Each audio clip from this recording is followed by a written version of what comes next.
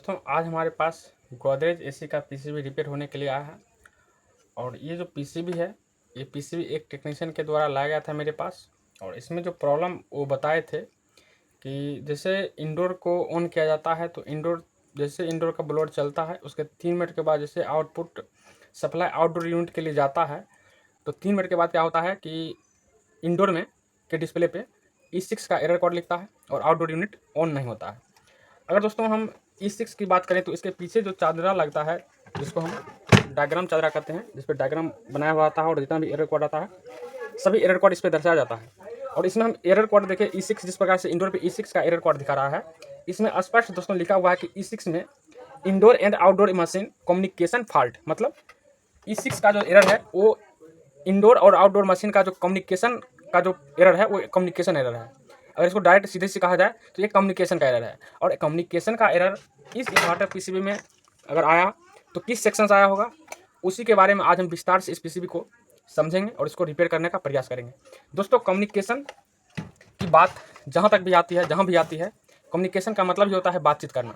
मतलब इंडोर और आउटडोर जब दोनों मशीन सही होगा, 100% ओके होगा, तभी इंडोर आउटडोर को ऑन करेगा, तभी जाके वर्किंग कंडीशन में आएगा। लेकिन ये थोड़ा सा भी प्रॉब्लम होगा आउटडोर यूनिट में तो इंडोर में उसका प्रॉब्लम का फॉल्ट दिखा देगा एरर कोड के माध्यम से। और वही किया, ये मशीन वही किया कि जैसे आउटडोर यूनिट में प्रॉब्लम आया, यानी कि आउटडोर पीसीबी में प्रॉब्लम आया, तो इंडोर क्या किया, E6 का प्रॉब्लम एरर कोड देते हुए ये संकेत किया कि आउटडोर का जो पीसीबी है वो सही नहीं है या फिर आउटडोर यूनिट में कोई तरह का प्रॉब्लम है। तो मेरे पास पीसीबी लाया गया था एक टेक्नीशियन के ही द्वारा, और इस पीसीबी को जैसे हम यहाँ से किए, प्रॉब्लम हमको साफ साफ दिख रहा है, आपको भी दिख रहा होगा। यहाँ पर जो कैपेसिटर है, 2 फिल्टर कैपेसिटर सीरीज में लगा हुआ है, जिसमें एक फिल्टर कैपेसिटर पूरी तरह से फटा हुआ है। इस फिल्टर कैपेसिटर के साथ साथ और क्या कौन से पार्ट्स इसमें डैमेज हुआ है उसको भी एक स्टेप बाय स्टेप समझेंगे और उसको रिपेयर करने का प्रयास करेंगे। तो चलिए वीडियो में बने रहें। और इसको हम सबसे पहले जो हमको फिजिकली डैमेज दिख रहा है, सबसे पहले उसी पार्ट्स को खोल के यहाँ से अलग करते हैं। और उसके बाद जो भी इसमें इस सेक्शन के आसपास जो भी छोटा छोटा कंपोनेंट वगैरह, रेजिस्टेंस डायोड या फिर IGBT रेक्टिफायर जो भी है, उसको हम एक एक करके चेक करेंगे, टेस्ट करेंगे और इस पीसीबी को ऑन करके अभी चालू करेंगे। तो चलिए वीडियो में बने रहें। दोस्तों पीसीबी जो भी हो या फिर काम जो भी हो, जब आपके पास आता हो उसको एक बार फिजिकली देखें। ऐसा ना है कि कोई भी सभी फॉल्ट डिफ़िकल्ट भी आता है, एक बार फिजिकली देखें। फिजिकली में जो फॉल्ट समझ में आ रहा है उसको पहले बना करके दुरुस्त करें, उसके बाद स्टेप बाय स्टेप उसको चेक करें। बहुत से ऐसे फॉल्ट हैं जो फिजिकली डैमेज से ही रहता है और उसको रिपेयर करने से पीसीबी ऑन हो जाता है। तो ये जो कैपेसिटर आप देख रहे हैं, अभी आप जो देख रहे हैं जो फटा हुआ था, इसका वैल्यू आप देखिए, ये 500 VS और 680 VF, यानी कि 500 वोल्ट 680 VF का ये फिल्टर कैपेसिटर है। और दोस्तों आप उम्मीद लगा सकते हैं कि इस पीसीबी में कितना वोल्ट आया होगा।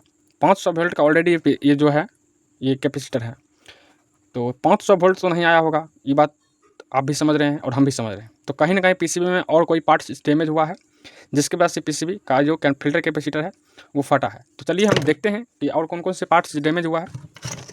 फिल्टर कैपेसिटर यहाँ से हटा दिए हैं। अब उसके बाद शॉर्टिंग चेक करेंगे कि कहीं और दूसरा जो बगल में फिल्टर कैपेसिटर है, दोनों सीरीज में है, कहीं वो भी शॉर्ट तो नहीं है। तो पहले उसको चेक कर लेते हैं। देखिए मीटर को कंटिन्यूटी रेंज पे यहाँ से सेट कर लेते हैं। और एक कैपेसिटर यहाँ से हमने खोले थे अभी, ठीक है, और दूसरा ये रहा। तो शॉर्टिंग अभी भी बता ही रहा है, कहीं ना कहीं शॉर्टिंग है। और इस शॉर्टिंग को स्पष्ट देखना चाहते हैं तो अभी हम आपको सीरीज लैंप से पीसीबी में लाइन देते हैं और स्पष्ट पता चलेगा कि इसमें कहीं ना कहीं शॉर्टिंग है। तो देखिए यहाँ से हम सीरीज का जो लाइन है इसमें हम एक बार इन करके चेक करते हैं और आपको भी समझ आ जाएगा कि इसमें शॉर्टिंग है। ये अभी तो दोस्तों ये जो पीसीबी है इसमें लाइन दे रहे हैं तो कोई रिस्पॉन्स ही नहीं आ रहा है। अभी आप देखिए यहाँ पे जैसे इसमें लाइन दे रहे हैं, इसमें कोई रिस्पॉन्स नहीं है। तो हम इसका जो प्राइमरी सेक्शन है उसको पहले हम बारीकी से चेक करेंगे कि प्राइमरी सेक्शन में जो भी फ्यूज MOV जो भी कंपोनेंट लगा हुआ है वो सब सही है या फिर नहीं। तो प्राइमरी सेक्शन दोस्तों इसका ये रहा, ये इसका न्यूट्रल का पॉइंट है और इसका ये फेस का पॉइंट है। तो हम पहले प्राइमरी सेक्शन को चेक करते हैं कि इस पीसीबी में लाइन क्यों नहीं जा रहा है। तो सबसे पहले दोस्तों हम न्यूट्रल पे एक पॉइंट लगाते हैं और न्यूट्रल क्या एक पॉइंट और दूसरा पॉइंट है इसका यहाँ पे फेस। तो सबसे पहले हम न्यूट्रल को ट्रैक करेंगे, इधर उल्टा लेते हैं और न्यूट्रल का जो पॉइंट है डायरेक्ट न्यूट्रल का पॉइंट आता है दोस्तों यहाँ पे रिजेक्टिफायर जो है, यहाँ पे ये 4 रिजेक्टिफायर है इसका 4 पिन है, 1 2 3 4। ये ब्रिज रेक्टिफायर का पॉइंट है, जरा अच्छा से दिखा रहे हैं, स्पष्ट दिखेगा। ये देखिए, ये ब्रिज रेक्टिफायर का पॉइंट है, 1 2 3 4। इसके बीच वाला पिन पे AC 220 वोल्ट आता है और इसके साइड वाले पिन पे यहाँ से DC वोल्ट निकलता है। तो सबसे पहले हम न्यूट्रल को टेस्ट करते हैं कि न्यूट्रल का जो एक पॉइंट है यहाँ से ये वाला, ये देखते हैं कि रेक्टिफायर के किसी एक पिन पे आ जा रहा है कि नहीं। यहाँ से इस पर देखें तो यहाँ देखिए, यहाँ पे डायरेक्ट न्यूट्रल आ रहा है। अब फेस की टेस्टिंग करते हैं, तो फेस का जो पॉइंट है ये इसका फेस है, यहाँ से इस पॉइंट से फेस पे इन करता है और रेक्टिफायर का ये जो पॉइंट है ये वाला इस पर न्यूट्रल आ रहा है, इस पर फेस आएगा। तो इसको हम ट्रैक करते हैं यहाँ से, इस प्रकार से यहाँ से। और यहाँ पे एक कॉइल लगा हुआ है, यहाँ पे देखिए, यहाँ पे कॉइल के माध्यम से यहाँ गया है, कोई रिस्पॉन्स नहीं है दोस्तों। और अगर ये अभी आप जो देख रहे हैं ये फ्यूज़ है, फ्यूज़ के इस पार्ट से चेक करें तो फ्यूज़ ही दोस्तों हमको लगता है ओपन है। इधर से हटा के चेक करते हैं एक बार, इसका फ्यूज़ यहाँ से चेक करें तो फ्यूज़ ओपन है। देखिए यहाँ पे ये फ्यूज़ ओपन कंडीशन है।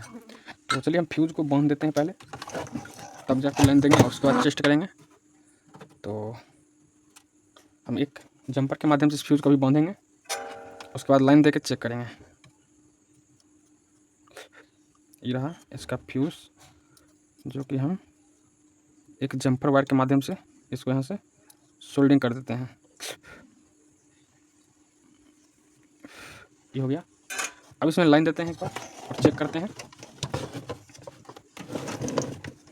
और लाइन दोस्तों सीरीज में ही देंगे। PCB में लाइन देते समय एक बार हमेशा ध्यान रखें कि इसके नीचे जो भी रंगा वगैरह है उसको हटा लेना, नहीं तो PCB शॉर्ट कर जाएगा।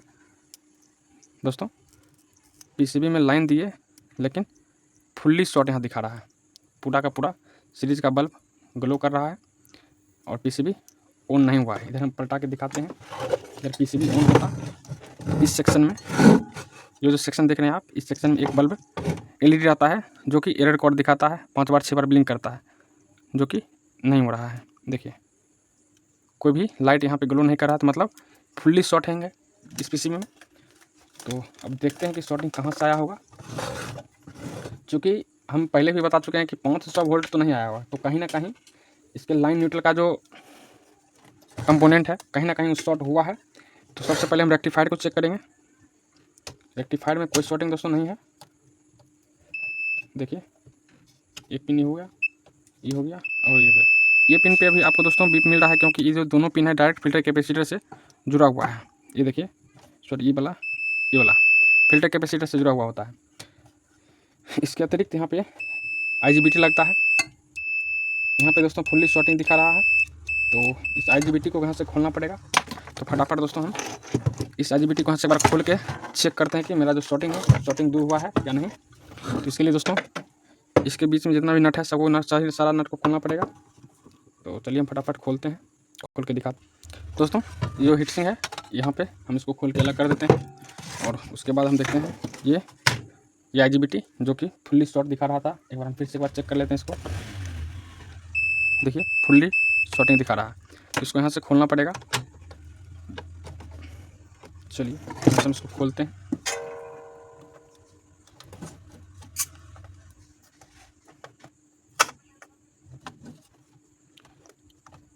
कोई भी काम दोस्तों अगर आसानी से और स्थिर माइंड करके किया जाए तो काम आराम से हो जाता है। कोई भी चीज़ मुश्किल ना है। इसको यहाँ से हम खोल के निकाल देते हैं और उसके बाद इसका जो सेक्शन है जहाँ से शॉर्टिंग आ रहा था वहाँ पे एक बार चेक कर लेंगे। देखिए इसको यहाँ से हम खोल के अलग कर लिए हैं और इसका नंबर दोस्तों अगर देखने का प्रयास किया जाए तो 50 JR22 है। आपको कैमरा में स्पष्ट नहीं दिख रहा होगा, आपको JR22 दिख रहा होगा, लेकिन 50 इधर छिपा हुआ है, वो नहीं दिख रहा होगा। तो इसको यहाँ से हम अलग करते हैं और एक बार हम शॉर्टिंग चेक करते हैं कि मेरा जो शॉर्टिंग था वो हटा है या नहीं। तो देखिए ये जो शॉर्टिंग है यहाँ से हट चुका है। कैपेसिटर का शॉर्टिंग चेक करें, कैपेसिटर चार्ज है दोस्तों, इसलिए थोड़ा सा बीप मारा। देखिए वो भी बीप अब हट गया, तो मतलब शॉर्टिंग है जो था इस IGBT में ही था, IGBT में। एक बार इसको चेक कर लें। जी हाँ दोस्तों फुल्ली शॉर्ट है IGBT, तो इस IGBT को यहाँ से चेंज करना पड़ेगा। फिलहाल भी उसको हम खोल के हटाते हैं। दोस्तों याद रहे जब भी IGBT उड़े या शॉर्ट हो। तो उम्मीद है कि IGBT के साथ साथ यहाँ पे दोस्तों 4.7 ओम का रेजिस्टेंस और यहाँ पे एक 10K का रेजिस्टेंस, इस सब का वैल्यू इक्वल और परफेक्ट होना चाहिए, नहीं तो ये PCB वर्क नहीं करेगा। ये 10K का रेजिस्टेंस है, एक बार इसका हम वैल्यू चेक कर लें। 7.45 बढ़ ही रहा है दोस्तों। यहाँ से इसको अगर खोल के चेक करेंगे तो इसका वैल्यू हमको एक्यूरेट मिल जाएगा। यहाँ पे है 4.7 ओम्स का, ये चेक करें 4.7, ये ठीक है। 4.79 ये सही है। उसके अतिरिक्त यहाँ पर दोस्तों 330 ओम का रेजिस्टेंस लगा हुआ है और 62 के लोकेशन पे, इसको चेक करें तो ये भी सही है दोस्तों। उसके बाद यहाँ पे एक ट्रांजिस्टर लगा हुआ है छोटी से, ये ट्रांजिस्टर दोस्तों PNP ट्रांजिस्टर है। तो इसको एक बार चेक कर लेते हैं कि ट्रांजिस्टर कहीं तो किसी प्रकार से शॉर्ट नहीं होना चाहिए। अगर ट्रांजिस्टर दोस्तों यहाँ पे शॉर्ट हो जाएगा तो इसके साथ बहुत बड़ा झमेला खड़ा हो जाएगा। और यहाँ से कोई तरह का शॉर्टिंग नहीं दोस्तों, देखिए फुली रीडिंग आ रहा मीटर पे।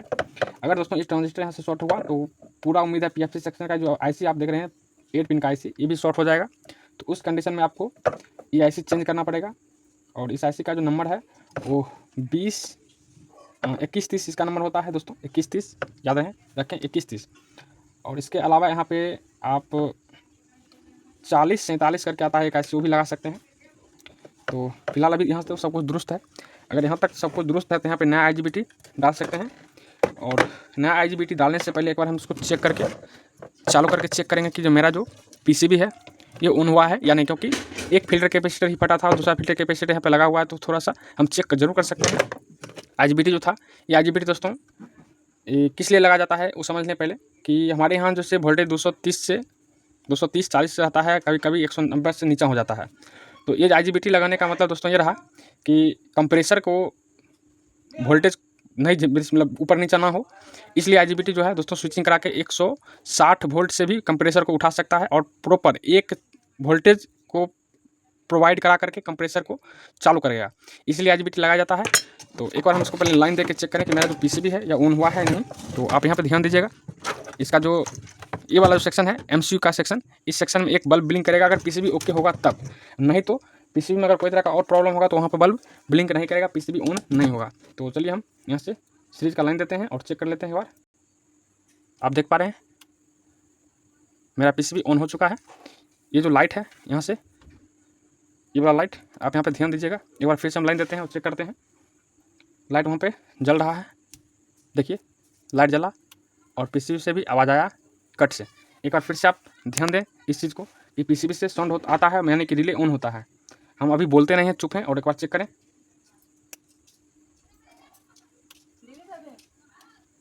तो दोस्तों ये PCB वन ऑन हो चुका है, वर्किंग कंडीशन में आ चुका है।